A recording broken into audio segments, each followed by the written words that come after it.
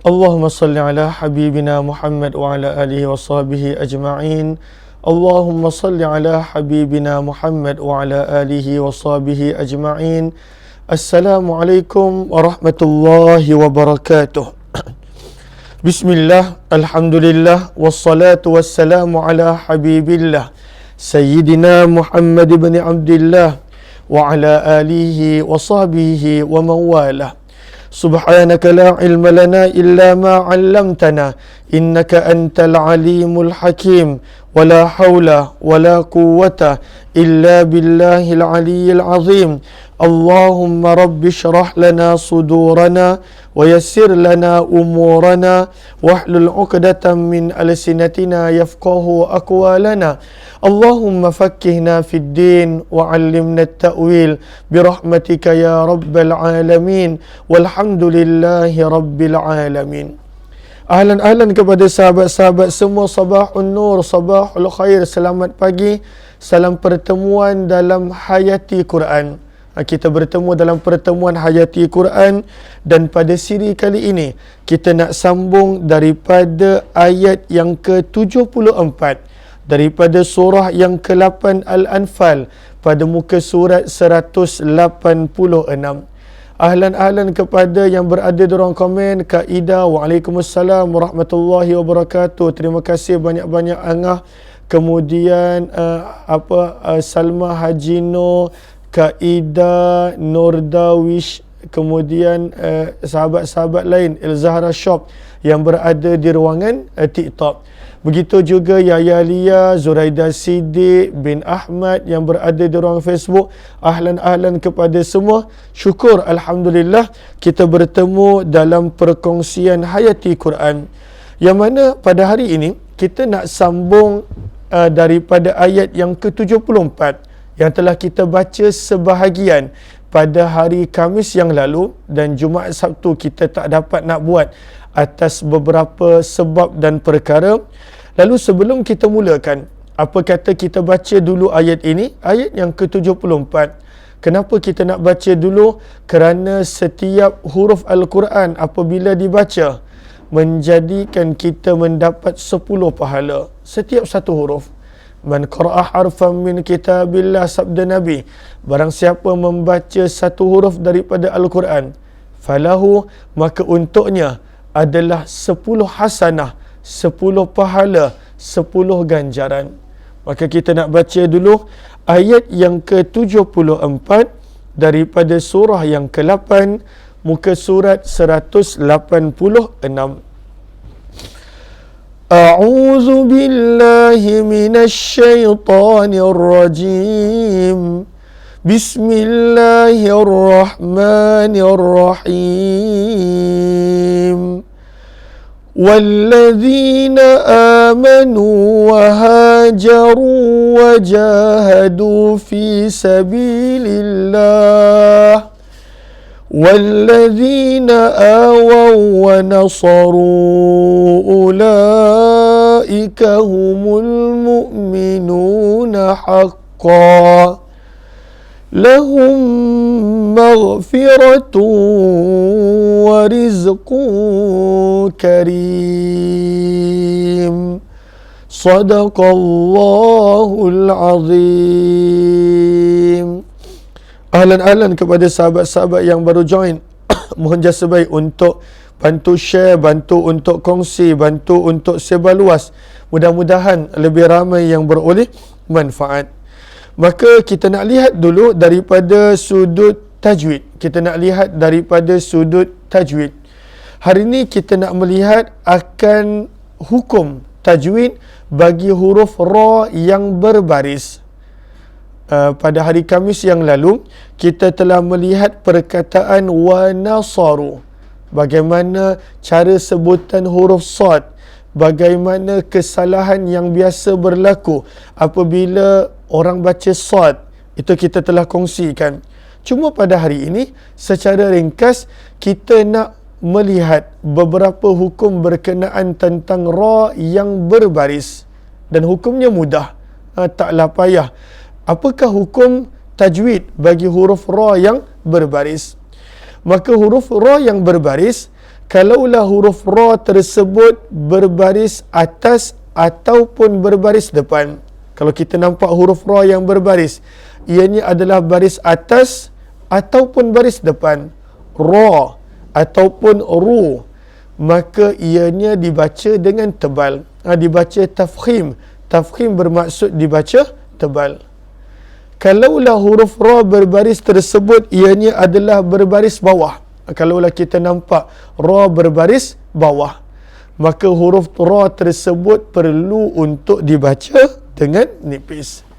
Dan dalam ayat yang ke-74 ini, maka kita boleh melihat akan contoh-contoh bagi ra yang berbaris, maka dibaca tebal ketika berbaris atas dan depan, dan dibaca nipis ketika berbaris bawah. Jom kita lihat. Maka pada ayat 74 yang mana Allah berfirman, walladzina amanu wa hajaru, maka pada perkataan wahajaru ada huruf ra berbaris depan. Maka kalaulah berbaris depan, kita perlu baca dengan tebal, tafkhim. Wahajaru, wahajaru. Kita tak boleh baca wahajaru, ru. Maka kalau ru, ianya bunyi nipis. Ianya perlu dibaca dengan tebal. Wahajaru. Kalau dalam bahasa Inggeris, maka disebut full mouth, dibaca dengan mulut yang penuh. Tidaklah perlu untuk moncongkan, kecuali kalaulah ra tersebut berbaris depan. Cumanya ianya dibaca dengan tebal. Wahajaru, maka tebal. Kalau wahajaru, maka itu dibaca dengan nipis. Begitu juga kalau kita lihat pada ayat ini, wajahadu fi sabilillahi walladzina awaw wa nasaru. Maka perkataan wa nasaru, maka di situ pun ada ra berbaris depan, dibaca dengan tebal. Wa nasaru, maka dibaca dengan tebal. Kemudian apakah contoh baris atas pula?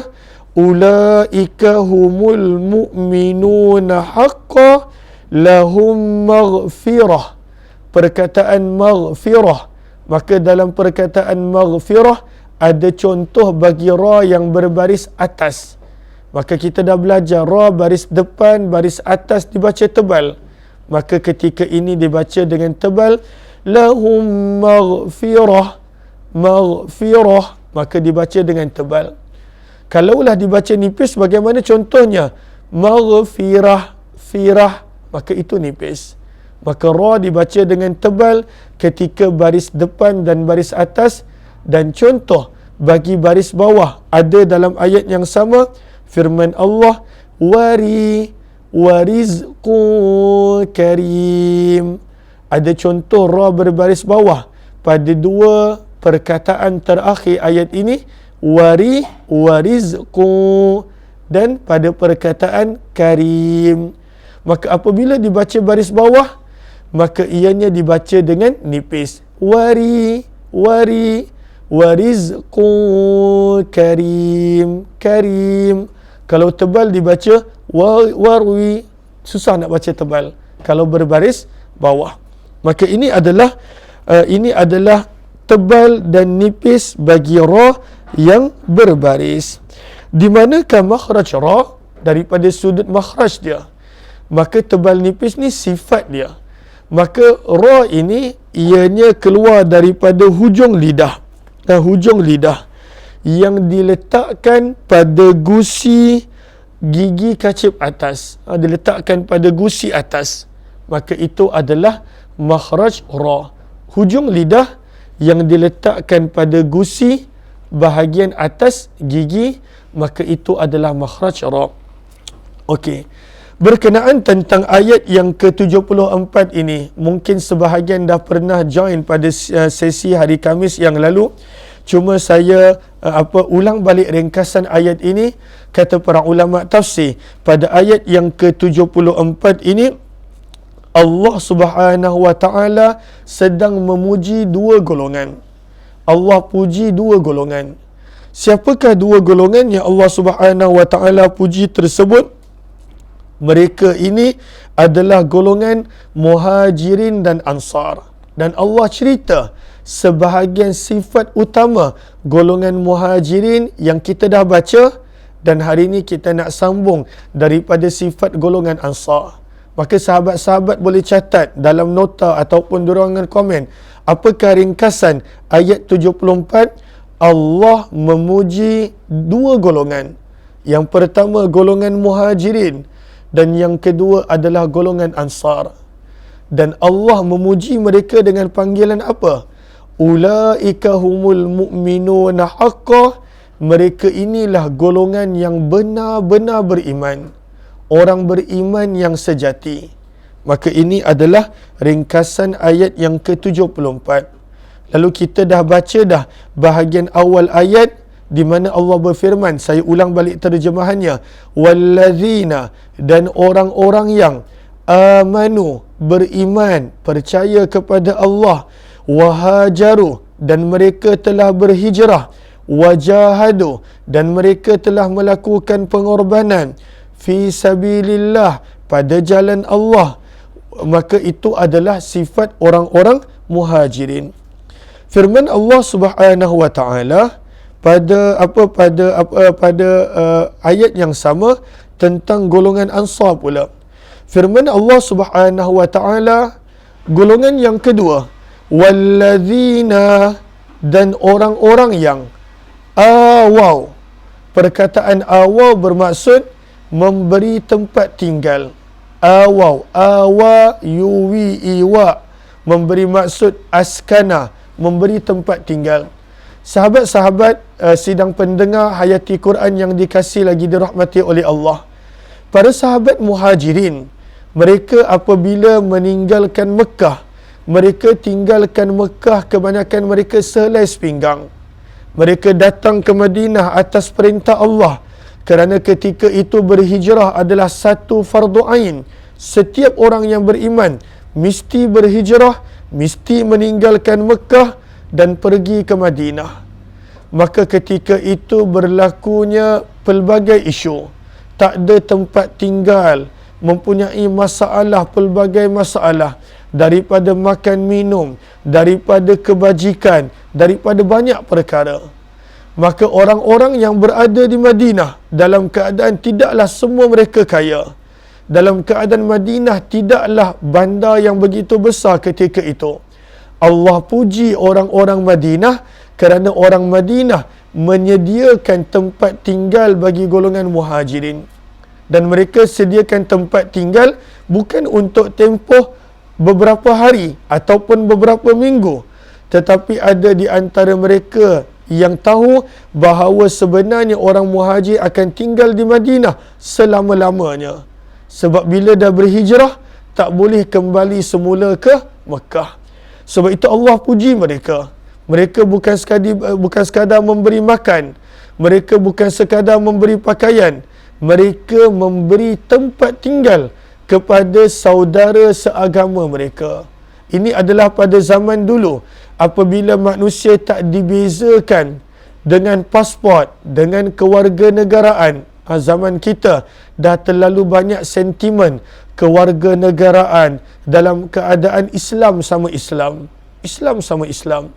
Dalam keadaan beriman sama beriman. Satu agama, mungkin berlainan warna kulit, berlainan bahasa, berlainan bangsa. Tetapi zaman kita, semenjak 100 tahun kebelakangan ini, semenjak jatuhnya kerajaan Uthmaniyah, ianya telah dibezakan dengan kewarganegaraan. Maka ini warga negara ini adalah warga negara ini adalah orang sana, ini adalah orang sini. Bayangkan, kalaulah kita berada pada zaman berhijrahnya para muhajirin ke Madinah, bagaimanakah keadaan ketika itu? Maka zaman kita sentimen adalah lebih kepada kewarganegaraan, tidak lagi berpaksikan kecintaan kepada sama agama. Islam sama Islam, beriman sama beriman. Dan ini bukan perkara mudah nak bagi kepada orang luar tempat tinggal. Ianya adalah perkara yang susah nak memberi tempat tinggal kepada orang luar. Kita kadang-kala ada tetamu datang rumah kita, nak tumpang tidur rumah kita. pun kita tak selesa. Sebab bukan kadang-kadang bukan orang luar, keluarga sendiri, adik-beradik, keluarga jauh. Sebab ianya adalah benda yang bukan mudah.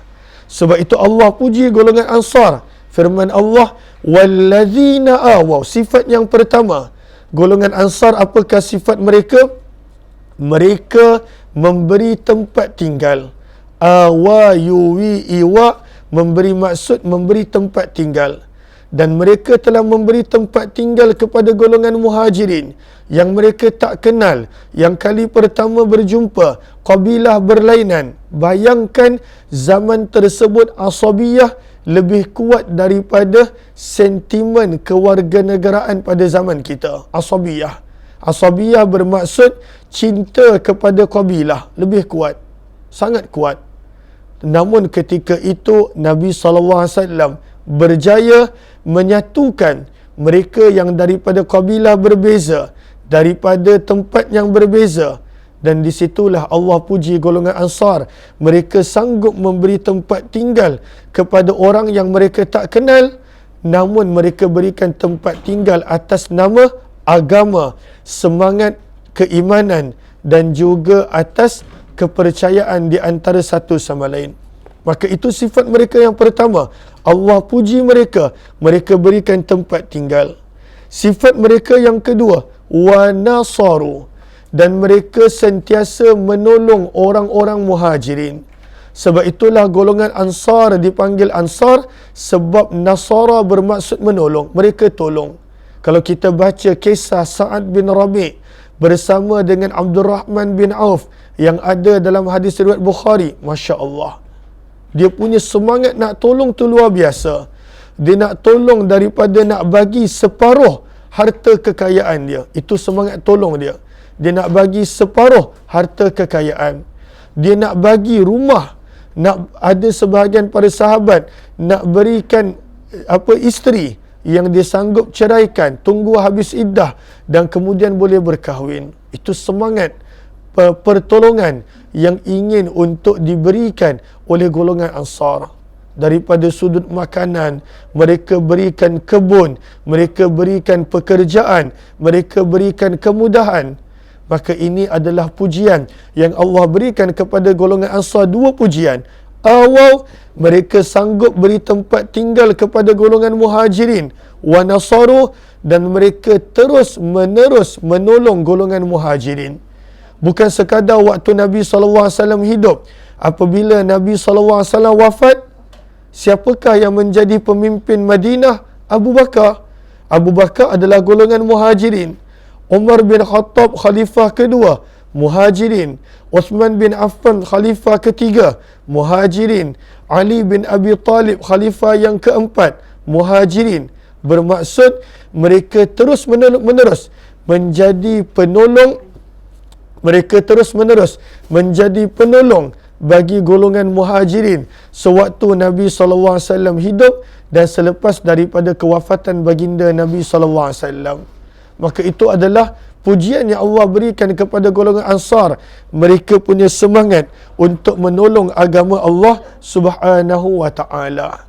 Zaman kita, bagaimana kita nak cuba untuk mengamalkan ayat ini? Sebab Allah puji dua golongan ini. Golongan muhajirin, Allah sebutkan sifat mereka. Golongan Ansar, kita sedang baca sifat mereka. Maka bagaimana kita nak melakukan sifat ini pada zaman kita? Maka kata para ulama rahimahumullahu ta'ala, maka daripada perkataan awal, kita mungkin boleh memberikan tempat tinggal. Tak semestinya kita bawa masuk rumah, tapi kita boleh memberikan tempat tinggal kepada mereka yang memerlukan. Memberi ruang, memberi peluang kepada mereka yang memerlukan. Kepada mereka yang ketika itu tidak ada tempat tinggal. Kita nampak pada zaman kita, terlalu banyak pelarian yang ada di negara kita. Ya, kita ada isu yang perlu untuk diperketatkan. Kadang-kala ada sebahagian pelarian perang yang banyak mengambil kesempatan. Itu perlu tegas. Ada yang melakukan jenayah, itu perlu tegas. Bahkan kalaulah boleh dihantar pulang dan lain-lain. Tapi tak semua. Ada yang baik, ada yang kita nampak mengimarahkan rumah Allah, ada yang mengimarahkan masjid, ada yang beradab, ada sebahagian mereka yang elok. Maka perlu dipandang daripada sudut yang elok. Yang tak elok, maka perlu bertegas dengan mereka. Namun sebenarnya kita tahu Malaysia menjadi salah satu daripada negara yang terlalu banyak memberi ruang, memberi tempat, memberi perlindungan, memberi suaka sementara kepada mereka-mereka yang lari daripada tempat di mana negara mereka berperang. Maka ini termasuk di mana Allah memuji wallazina awaw, dan orang-orang yang sanggup memberikan tempat tinggal. Maka ini adalah dilakukan pada zaman kita. Yang kedua adalah wanasaru. Bagaimanakah kita nak boleh mengamalkan ayat ini? Dengan kita perlu ada semangat untuk sentiasa membantu agama Allah. Kita boleh bantu agama Allah dengan harta. Kita boleh bantu agama Allah Subhanahu wa taala dengan pandangan-pandangan elok yang kita ada. Kita boleh bantu agama Allah dengan tenaga. Kita boleh bantu agama Allah dengan kemahiran yang ada. Dan kita boleh bantu agama Allah dengan membantu hamba-hamba Allah yang memerlukan. Maka inilah dua sifat orang-orang Ansar yang Allah sebutkan pada ayat ini. Allah puji mereka, Allah redha dengan mereka, dan Allah sebut mereka pada ayat ini. Firman Allah Subhanahu wa taala, ulaika humul mu'minuna haqqan.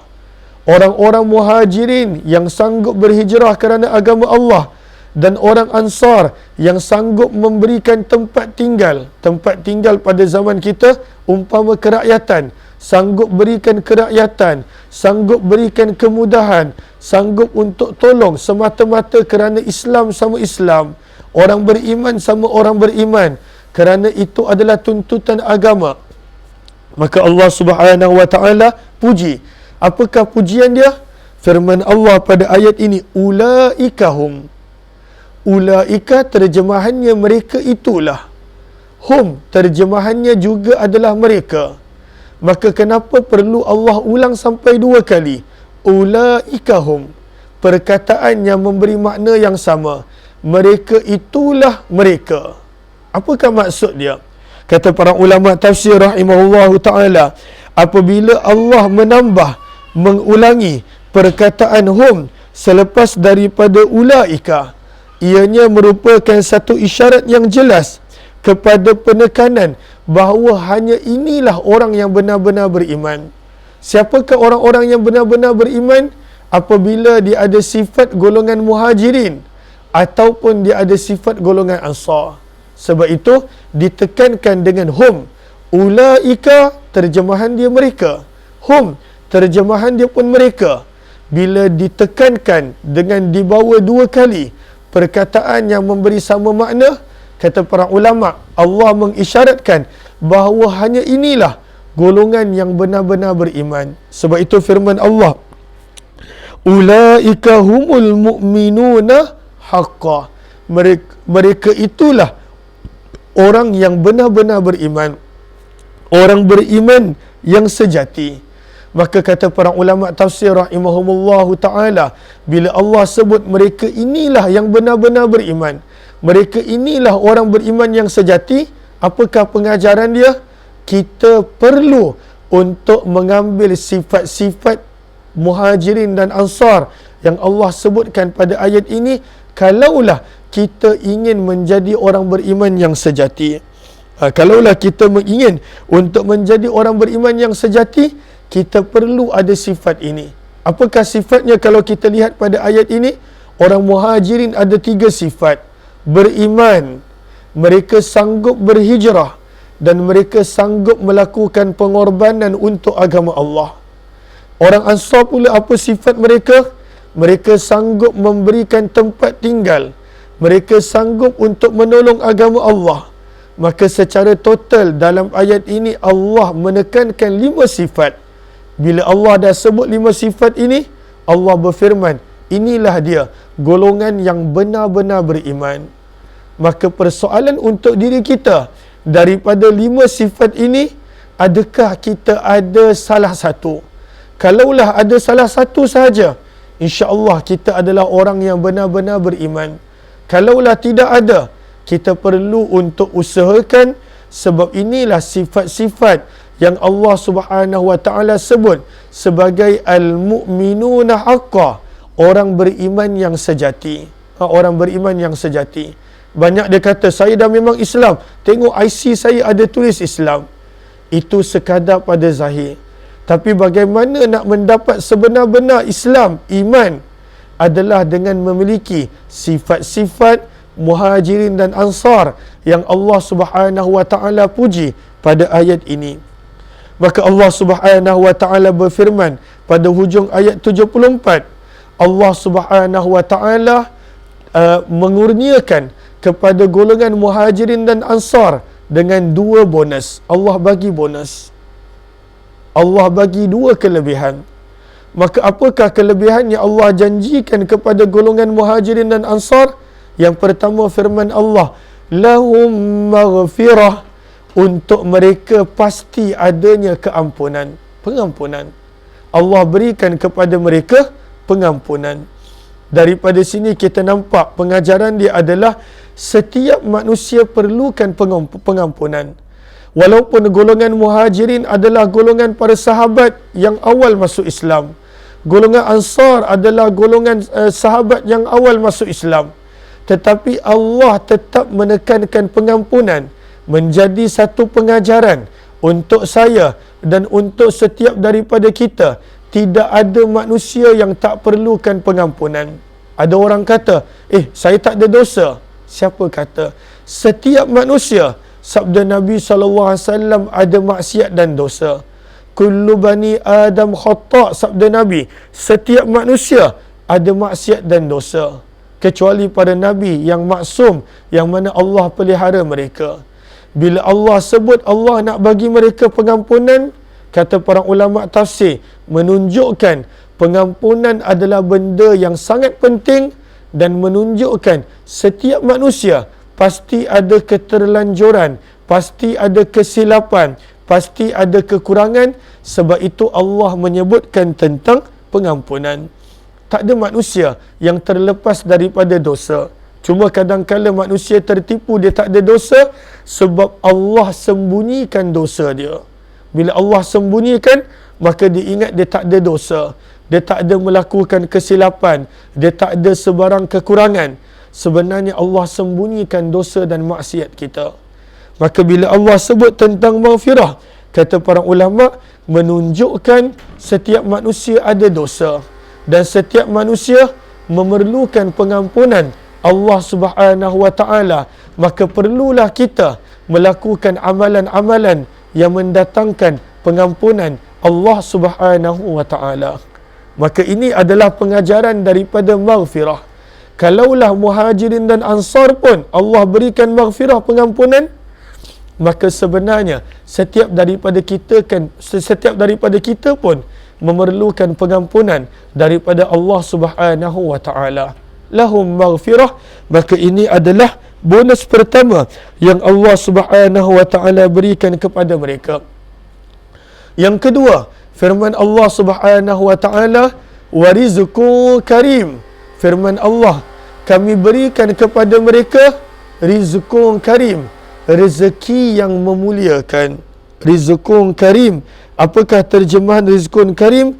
Rezeki yang memuliakan. Karim daripada karuma, memberi maksud kemuliaan. Allah berikan kepada mereka rezeki bukan dalam keadaan mereka hina. Allah berikan kepada mereka rezeki bukan dalam keadaan mereka meminta-minta, tetapi Allah berikan kepada mereka rezeki yang memuliakan. Di sini kata para ulama tafsir berbeza pendapat.